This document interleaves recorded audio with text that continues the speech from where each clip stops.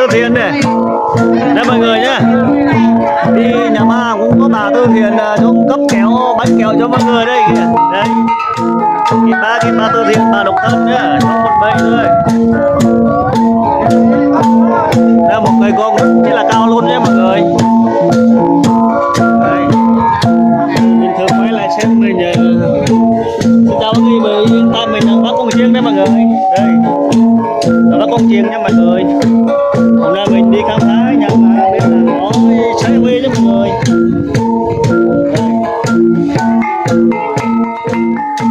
Một nhà ma rất là dài luôn.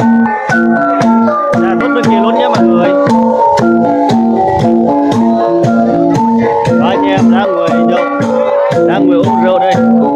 Và cho anh em thì đánh cổng chiêng, có chị em thì nhảy múa. Nói chung là phong tục tập quán của người Gia Rai là vậy thôi nhé mọi người. Rất là đông vui luôn. Đấy.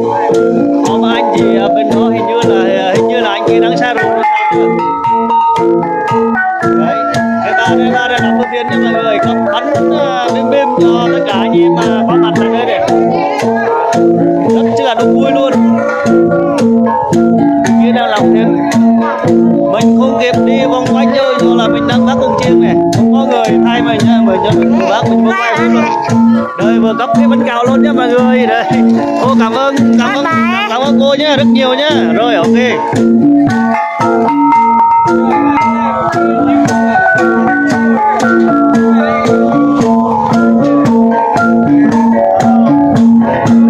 Một nhà ma của người Gia Rai rất là dài luôn, theo hàng dọc luôn nha mọi người. Chứ không phải là chốt này chỗ kia đâu, ở chốt theo hàng dọc luôn. Đây là một cây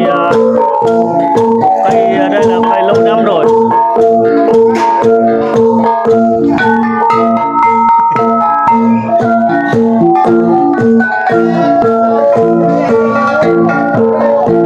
Đấy, còn dưới này thì là một cái đường để người ta đi lại này. Để nó phân nó tách ra hai nhà ma nha mọi người. Đây bên đây là theo họ khác này. Họ thì chốt họ bên này, họ bên này là nó theo họ bên này luôn. Đấy, bên này nó khác nha mọi người. Và bây giờ mình vào một cái đường rất là hẹp luôn. Đường là rất là hẹp. Rất khó cho mấy anh đánh con chiêng này. Đặc biệt là hai anh đánh âm con chiêng này.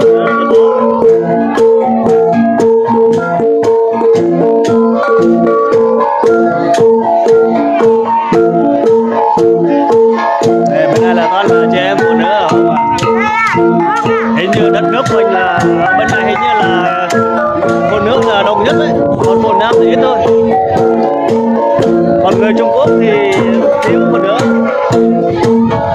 Còn người Nam mình, người Gia Rai thì phụ nữ thì rất là đông luôn.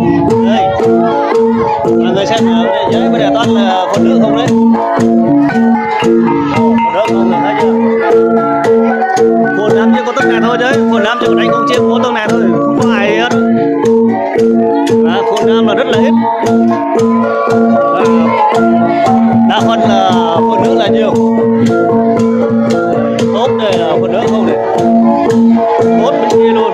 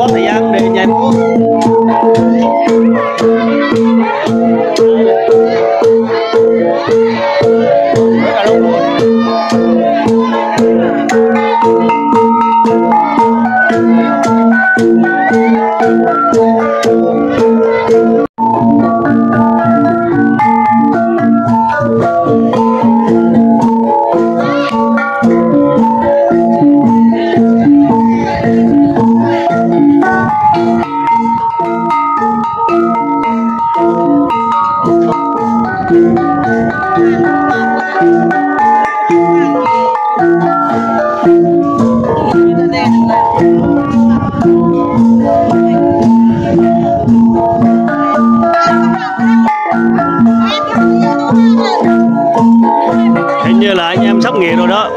Mất rồi, nãy giờ rồi, hơn tiếng đồng hồ rồi mọi người. Anh đánh hình như mỏi tay rồi đó. Video của mình cũng sắp tạm dừng tại đây thôi mọi người nha. Chắc chắn là nghỉ rồi đấy. Rồi mọi người đang nghỉ rồi.